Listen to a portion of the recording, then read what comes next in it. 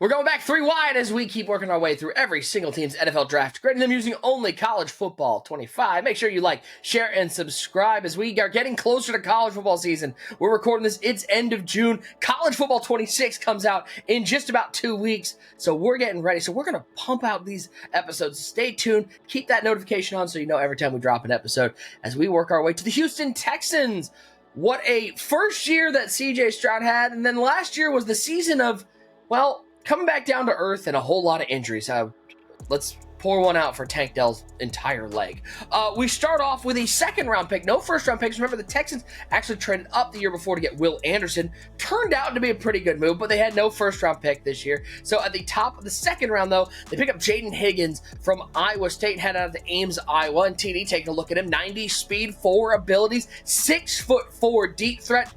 This feels like a knockout of the park, especially knowing that this wasn't a first-round pick. Exactly, and you lose Steph Diggs to my Patriots, so you need another receiver out there. You got Nico Collins, you got Tank Dell, who hopefully comes back good from injury, because we love Tank Dell, and then they also added Christian Kirk as well. So this is a nice pick, though. 6'4". That is an absolute stud, especially in the video game. One of the best guys you can user catch with.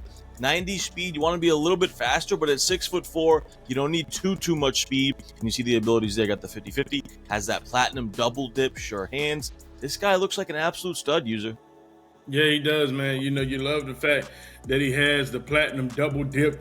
Remember, double dip was almost like takeoff. So, you know, that ability, and you can see Jaden, man, being 6'4", and that speed, man, and then the 50-50, that's really all you need. And 94 jump at 6'4". 93 catching traffic, 92 spec. Woo. It's a good pick for a second round, definitely. That good 90 pick for a second round. threshold for deep route running, too. I mean, let's be clear, user. It's better than some of those first-round picks that we saw. Let's be honest. Let's be honest. The other thing I love looking at with this is a 6'4" wide receiver for CJ Stroud. With Steph Diggs gone, is this a guy? I mean, user, you look at who they already have. Nico Collins, Tank Dell is going to be coming off of an injury. We don't know how much we're going to see of him this year, but that becomes with Jaden Higgins.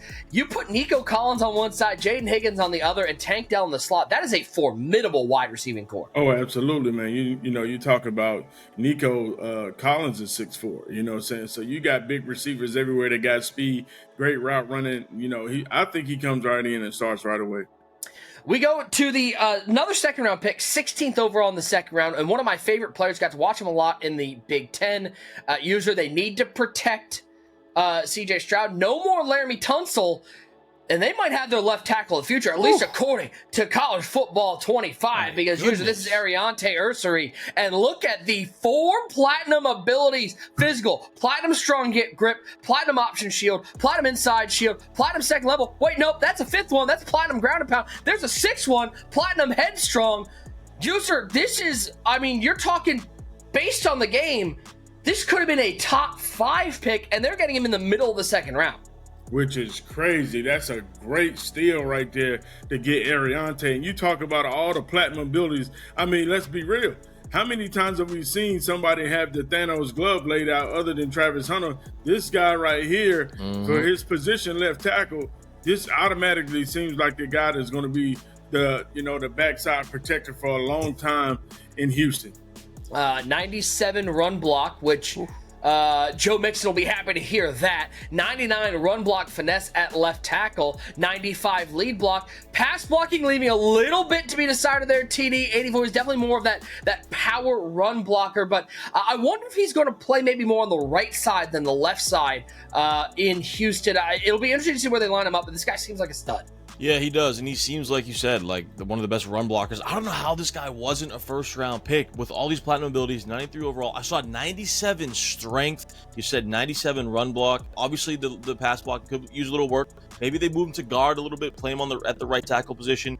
But what a pick here in the, third round or second round here. This is, he's a first-round pick based on the game. We go to the third round now, middle of the third round, and... Well, I don't know what happened here. I feel like they might have been stuck on Iowa State. They might have watched a lot of games. I like Matt Campbell as much as the next guy. They just took their entire receiving core, TD, because they got Jaden Higgins in the second round, and they get Jalen Noel here in the third round. And you're looking at a guy who's sitting here, 90 you got a 5'11", 200, so a little shorter of a wide receiver, but 92 speed, 95 excel, and platinum double dip. And you're talking third round pick. Feels like pretty good value. I like this, and I think that this type of pick seems to me like, okay, if Tank Dell's not fully healthy coming back, this is your Tank Dell replacement, at least early to start the season. Jalen Noel obviously has great chemistry with Jaden Higgins, who they're going to play out wide here. Noel can come in and play the slot. He has that takeoff ability, which is so important. The platinum double dip, like user mentioned, almost like takeoff. 92 speed, obviously only 5'11", but 92 speed's good. We're in a 4.39. I feel like it could be maybe even a little bit faster potentially, but this is a good pick here in the third round. You kind of pair him with Higgins. You got Nico Collins. This receiver room is going to be absolutely loaded when they're fully healthy. Very young. Usually this does scream more of a slot receiver with that 80 release. Definitely not going to be playing on the outside, but at 5'11" with 92 speed with the platinum double dip, this does seem like somebody that is going to at least fill in for Tank Dell. And then, the Texans like to spread the ball around. They like to go to let CJ Stroud kind of air it out, and he seems like something that's going to be a part of this wide receiving. Yeah, I mean, this is a third-round pick with a platinum ability, man. I think this is another steal for them. They definitely get a notch up right here. This isn't an average pick, and I think both y'all hit it right on the head, man. A Tank Dell replacement just in case, he has some trouble with his recovery. We go. So again, they basically drafted the entire Iowa State wide receiving room, and then they do something else interesting in the third round, compensatory pick. They already had Jaden Higgins. They already had Jalen Noel. And then they go to USC, to Lincoln Riley's Trojans, and they pick up Jalen Smith. So we got the Jays going on. We got the Iowa State. We got basically the same color scheme from USC and Iowa State. Ty, did they actually lock on? Like, were they sorting by player? They might have been sorting by color scheme, by first name. What was happening here? Because this pick that's fine. 92 I don't know. speed. What's going on in that draft? Like all USC, all Iowa State. They're going to take Iowa later. Like they just have a certain love affair with Iowa and now USC. But, what do we got? A third round pick here, late third round, 92 speed, but only 5'11". This just seems average across the board. I want to see what those coverage ratings are. Yeah, 77 man, that ain't going to do it. They do run a lot of zone coverage. In Houston. He's fine. And look, he's not going to come in and be a day one start. It's a little early for this pick, in my opinion, because you got Derek Stingley out there, who's been one of the best corners in football. You got Jalen Petre. I think they have another corner out there as well. So I think at that point, doesn't this become more of a developmental pick than anything? But I feel like a little bit early for that in the third round. But still, it's a depth pick. It's not a bad pick here. It's fine. Yeah. User, what do you think of those abilities? I mean, he doesn't have any abilities. He's a senior. He's 5'11", but he does have a little bit of speed. He's 92 speed. We'll see how that translates into Madden 26. Well, guess what? We go to the fourth round, and I don't even have to change team pages again because, again, they've got locked on somewhere, and we're staying at USC, and they went with Woody Marks, 5'10", 208, halfback. This is the explosive back. 91 speed, 94 excel, 93 change of direction. That's what I got. Ty, thoughts, comments, concerns? Yeah, He's 5'10". I don't hate it. What's the catch rating? That's what I want to see too. Because if you're gonna sub 79. Joe Mixon, so for a halfback, I actually really like 79. Like normally we don't say 79 is good. I will say this: the running back room in Houston has been kind of an enigma for a while here. Remember they spent a pick on Dameon Pierce out of Florida. He really hasn't taken off. Joe Mixon was really good last year, but you're looking. Joe Mixon is no longer young. And he's a running back, so he's taking a lot of wear and tear. This feels like somebody that maybe, this feels like the example of the pick, and we don't get these too often, where we're grading this based on college football 25. I feel like this is a better pick, even though the game maybe doesn't blow us away with this one, because it fills a need for them. And watching him play, he plays a lot differently than I think the game gives him credit for. I think he got better as the year went along. He brings some explosiveness, and he's going to bring a pass catching ability that they really don't have, because are we really throwing the ball to Joe Mixon late in the year? That's Probably what I'm not. saying. He can spell Joe Mixon on third downs with that 79 catch. And I think if he was any earlier than this round, I think this is perfect. Fourth round or later for him. If he was like a second or third round pick, I'd be like, they reached a little bit. But fourth round here, 87 overall, 91 speed. I don't hate it. User, your thoughts on the abilities? I mean, no abilities right here, but once again, he's 5'10", 91 speed. He's going to be He's a fine. solid guy. Solid guy you can spell with Dixon for sure. Okay, so no 5th round pick. Ty, let me ask you a question. You got to watch a lot of football last year, big NFL guy. What'd you think of Jaden Reed in Green Bay? Nice little player. He's good, very good. Yeah, I really like him. Now there is a chance that the Houston Texans thought that that he was available because they went and got Jalen Reed out of Penn State, Detroit native. Let's go. Detroit basketball. They need to bring it back. Bring back the Detroit basketball. Jalen Reed, 89 speed. Again, this is safety in the 6th round. I'll go to user first. Thoughts on those abilities? No abilities. Okay. No abilities once again. You know what I'm saying? User, you want to go take a break? You want to go grab a snack? I was actually thinking about taking a break. You know what I'm saying? No abilities right here. Jalen Reed, man. Take it away, Ty. 87 zone, though. Yeah. I really like those numbers here. I mean, again, the safeties are all over the place. For the 6th round pick, 87 zone, 6-foot safety too, not under 6 feet tall. This is not a bad pick. Yeah, it's mid, but Nick, you pointed out earlier that, like, look, we've seen a lot of bad overalls drafted early, and this is an 88 overall in the 6th round. 6th round, yeah. So, like, it's, on the surface, it's okay. When you get to a little bit deeper on it, it's like, okay, 89 speed, 6 feet. The ratings are okay. Like, it's an okay pick, but like I said, for 88 overall in the 6th round, you're okay with that. We've also seen a lot of, those 87 speed safeties going in this area. So, I really think, like, this is, for a 6th round pick, it's not bad. We've seen some great 6th round picks, don't get me wrong, but this feels like on the good side. And we stay in the 6th round, and they pick up a backup to CJ Stroud. No doubt this is a backup. They're not drafting a quarterback to take over for CJ Stroud, but this is a Graham Mertz out of Florida, formerly out of Wisconsin. Where did he play before Florida? Wisconsin. Oh, okay. Yeah, he was at Wisconsin, then transfers to Florida, ended up losing his job halfway through the year to DJ Lagway. I mean, he got hurt, and then DJ Lagway's really good. I think Lagway's going to be a stud, by the way. I mean, I'll tell you this. I remember watching Graham Mertz at Wisconsin. He had one game. He was stellar. I think he threw 5 touchdowns the first game that he was out there for the Badgers, and then ever since then, you want to know what we all said? We said Graham Mertz stinks. And he's okay. Shout out to the 6'3", 216 quarterback. User, I can talk to you. There's some abilities here. He's got platinum resistance, gold sleight of hand. Yeah, platinum resistant, gold, like you said, gold sleight of hand. But at the end of the day, this is going to be a solid backup, you know what I'm saying, for our guys down there in Houston. CJ Stroud, 90 throw power, not bad.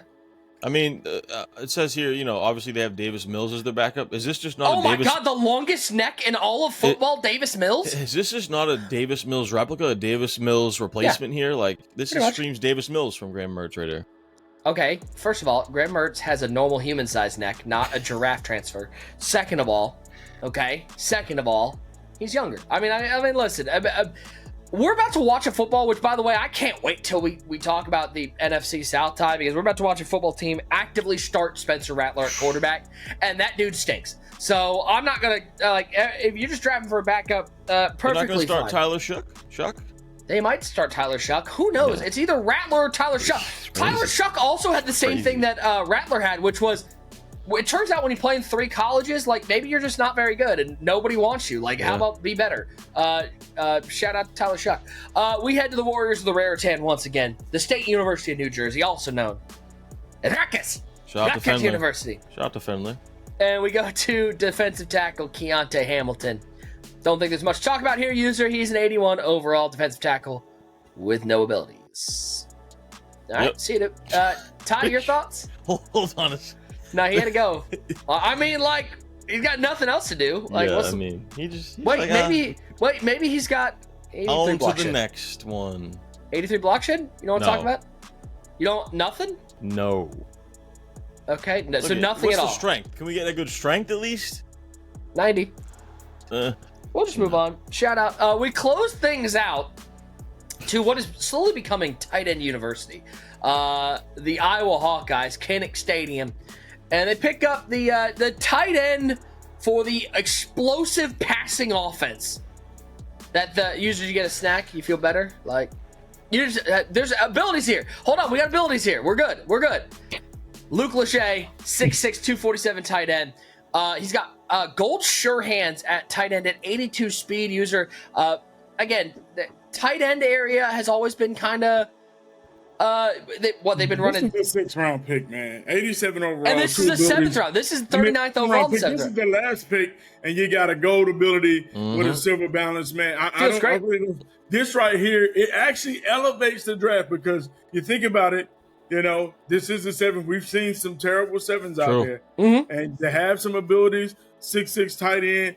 You know, he's rated pretty high in the 80s, man. You know, I think this draft is pretty solid.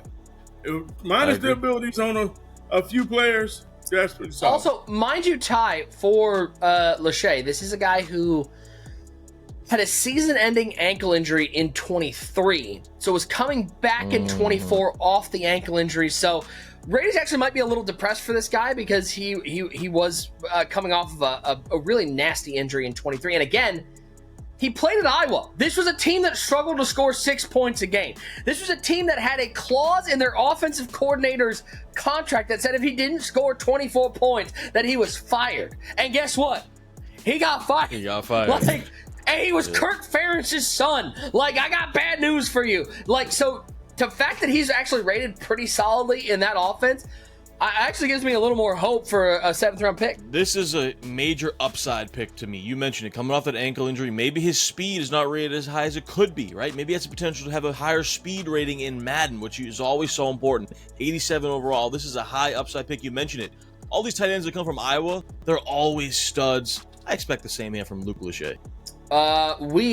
That's everybody in this draft, but let's talk about DFS for a second. We bring our DFS expert, Tyler Davis. TD, couple options here. A whole lot of Jalen's and Jaden's. The entire Iowa State wide receiving core. Hope Matt Campbell has them prepared, and I feel like they got a chance to contribute, especially with Tank Dell's injury.